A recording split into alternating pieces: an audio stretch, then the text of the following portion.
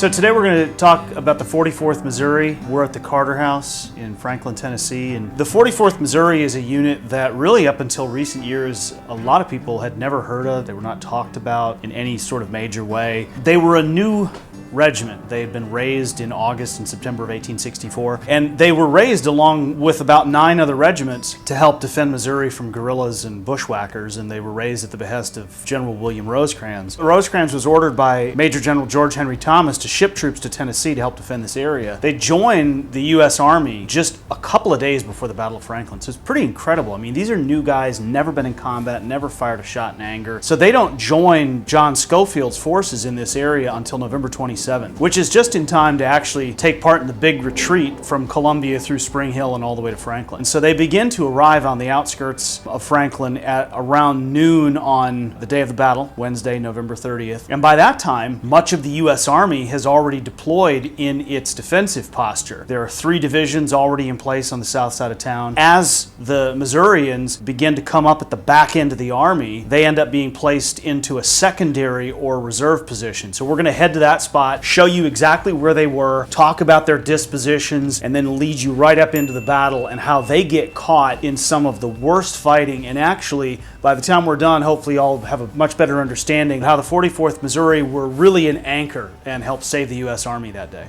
So the 44th Missouri arrived in Franklin, and instead of being placed on the main line of defense where all the veteran troops were, remember, these are rookies, guys who've never been in combat before. General Schofield actually pulled them back and placed them on a secondary line about 50 yards behind the main line of defense.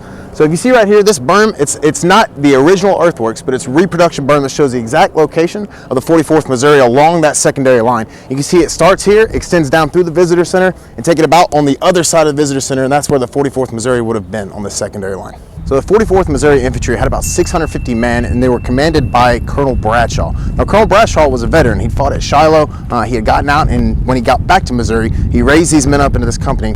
And so as all the men were rookies, they were commanded by a very strong leader who had been in combat before. Now, when they were placed on this secondary line, they were here just to kind of reinforce the main line. They're 50 yards back. They weren't necessarily ordered to entrench, but the men in this position, they could see the veteran troops on the main line. They could see how they were digging because they knew the threat that was coming. And when they watched that, they decided to entrench themselves as well. So just for some perspective, the 44th Missouri was entrenched along that secondary line right where I'm standing from right to left. Behind me, you can see where Eric Jacobson is standing. That's where the main line of defense was. You can see it's really only about 150 feet between these 2 lines here. It's worth noting that behind the main line of defense, there are actually 5 infantry regiments that are in reserve. Of those 5, only 1 decided to entrench, and it was the 44th Missouri right here. So it's hard to tell, but the works in this area are actually sitting right on top of a hill, and that hill kind of slopes down in this direction. And so as the U.S. line came around this hill, it curved to match the topography of the land. So over there, where there was 50 yards different distance between the 44th Missouri and the U.S. troops on the main line, here as they kind of converge, it's really about 20 yards. You can see where Eric is standing now and the 44th Missouri, how much closer they are in this spot of the battlefield as both lines curve around the hill. So while Jacob Cox had not intended for there to be a secondary line of defense, there actually ends up being one, because the 44th Missouri takes the initiative, takes it upon themselves to create this reserve position, and it does end up to be very fortuitous for the U.S. Army, because just before sundown, which is about 4:35, so probably 4:20 to 4:25 as the sun is sinking behind the hills out in the southwest, the Southern Army hits this area with incredible force. Now, the Confederate troops that pound into this zone coming from the south are John Brown's division, particularly Otho Strahl, George Gordon, States Rights Gist, and John Carter's brigade. In a matter of minutes, the 50th Ohio, which is to my front left, is just almost vaporized. They take 50% casualties almost immediately. The 72nd Illinois, to their right, start falling back almost like dominoes. By company, the regiment begins to collapse. And when I say collapse, it's like a company every few seconds is falling back because the Confederates are pushing up toward the Carter House. So now there's this huge gap on the main line. 2 regiments have been blown back. Brown's troops, Tennesseans, Georgians, South Carolinians mostly, some of the best troops in the Army, then pound forward and hit this secondary line. It can't be stressed enough that the 44th Missouri has never been in combat, and they took it in the teeth. This 650-man unit got hit by somewhere between 1,000 and 2,000 Confederates minimum in a matter of moments. Because of the curve of the line, this part of the battlefield becomes incredibly crucial. And why? Because not only is Brown's division coming in from that direction, William Bates' division is coming in from that way. And what the Confederates were trying to do was to punch through this secondary line, because if they got up into this area, they didn't have to keep going north. All they had to do was turn to their left, and they could start firing into the backs of the Federal troops on the main line who were already dealing with William Bate in their face. So if the 44th Missouri falls back, it is very possible, if not likely, that this entire section of the U.S. line, which is at least 2/3 of a mile in length, completely unravels. How they withstood it, I can't tell you. They'd been drilling for weeks and weeks and weeks for just this kind of moment, and then all hell breaks loose. Brown's men hit this area, and what's amazing about the casualties in the 44th Missouri, they suffer about 150 losses. It's about 50 dead, 50 wounded, and 50 captured. That's not normal Civil War ratios. It's usually about 1 to 4 to 1. What this means is this is point blank kind of fighting. These guys are getting killed face to face. There's guys being grabbed and dragged away by the Confederates. Men are being wounded, hand-to-hand fighting. They're slugging it out with their fists. They're swinging muskets like clubs. But Brown's men can't pop this area of the line. One of the line officers in the 44th said that over about 45 minutes, which is roughly maybe 4:30 to 5 o'clock or 5:15, that the Confederates attacked them almost 13 times. Just think about that. That's an attack that's coming at you every 1 or 2 minutes. It's not Brown's entire division, it's just pieces. One wave, then another one, then another one, then another one.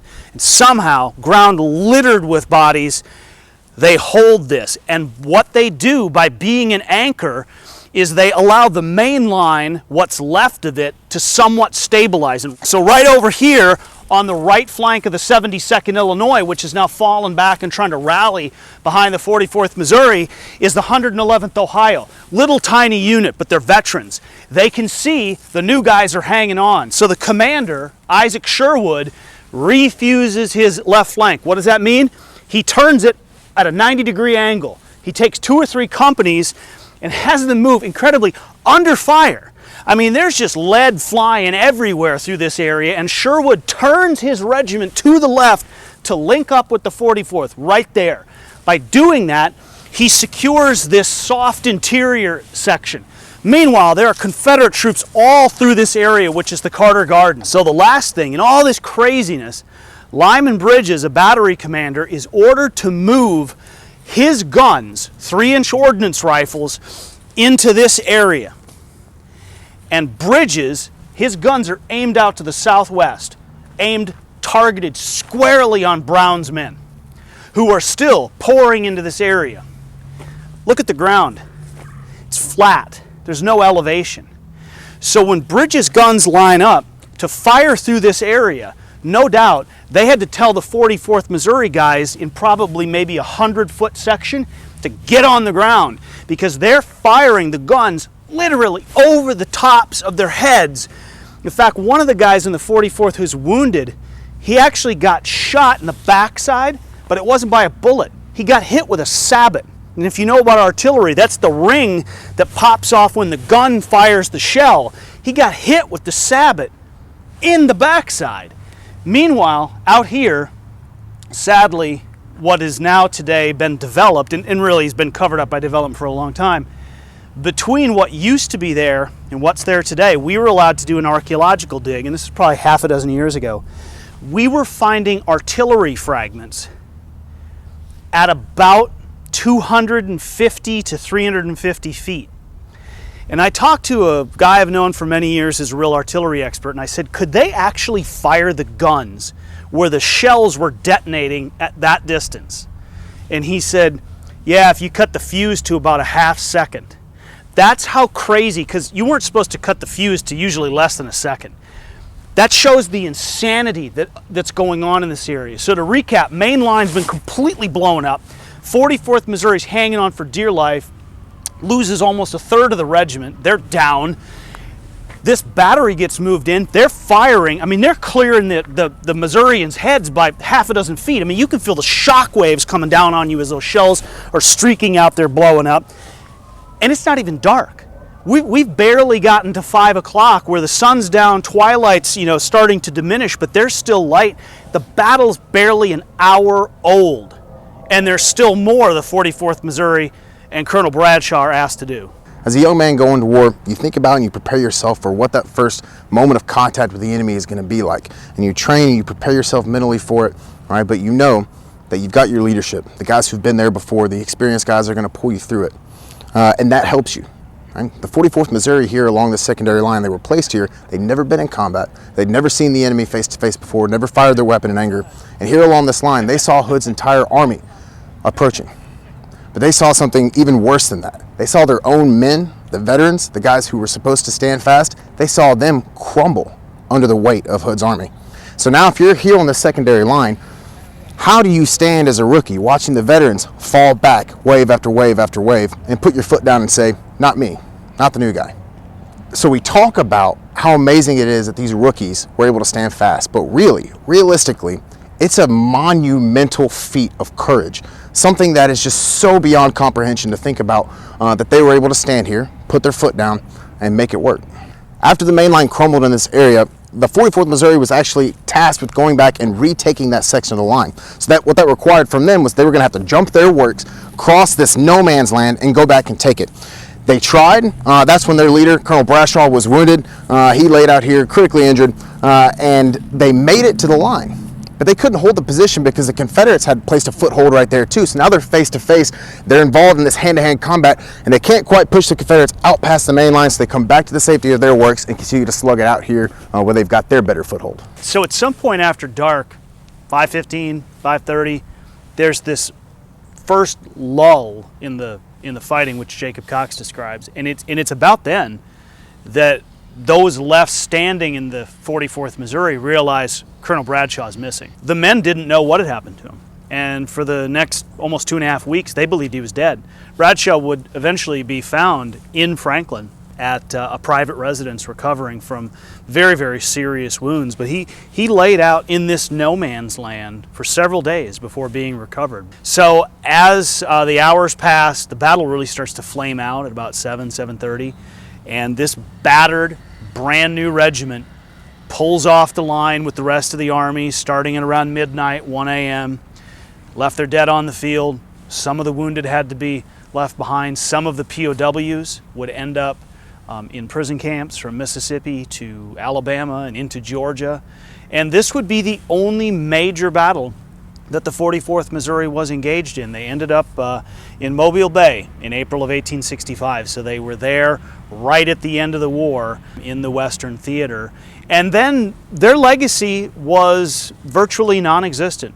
The guys went home, people forgot about them. Many who had been in the battle on their side never even knew who they were. The Confederates certainly didn't know who they were. And as the decades passed and the old guys passed away, the memory of the 44th Missouri became virtually non-existent. And so that's what we've been working at for years, is to help tell this more broader interpretation of the battle. But this spot has always been important. This is where the Battle of Franklin turned in this sector. And I would argue that the 44th Missouri, along with the 6th Ohio Battery east of the road near the Carter's cotton gin, were the anchor points. They were the ends of the Confederate breakthrough. They held their ground, they contained that breakthrough, and then over time, a series of events begins to play out, which allows the breakthrough to be contained. It's hard to think, what were the Confederates trying to accomplish here? You think about guys who were entrenched along a line of defense and someone launching an attack into them. The objective is to cause a breakthrough. And at about 4:30, that breakthrough occurred. Hood's army accomplished exactly what it set out to do. It punched a gigantic hole in the middle of this U.S. Army defense, right? And because of that, now we've got a series of actions that are unfolding back here. The most important, which we're talking about today, is the 44th Missouri, right? And their actions on the secondary line to act as an anchor to keep the entire rest of this line from folding and falling apart. The second part that really helped to save the day here after this breakthrough occurred was Colonel Emerson Opdyke's brigade launching a counterattack over this hill. Behind me, I'm facing the U.S. works, which means that the soldiers that were in retreat would have been running past me this direction, down on the other side of the hill. Down on the other side of the hill is where Colonel Emerson Opdyke's brigade was. Now they're down there and they're seeing their own men retreat through their camp. They pick up their rifles, they charge headlong over this hill. So if you're a Confederate who had just caused this breakthrough, punched through it, and are now trying to make your way into the Carter Yard, you are faced now with Colonel Emerson Opdyke's brigade coming over this hill, and you weren't expecting them. This is where we get this incredible hand-to-hand fighting that occurs around the house and in the Carter Garden. And Opdyke's big counterattack has gone down in history as the saving grace of the U.S. Army here in Franklin. And because of that, the 44th Missouri's efforts to make sure that that charge was successful often get overlooked.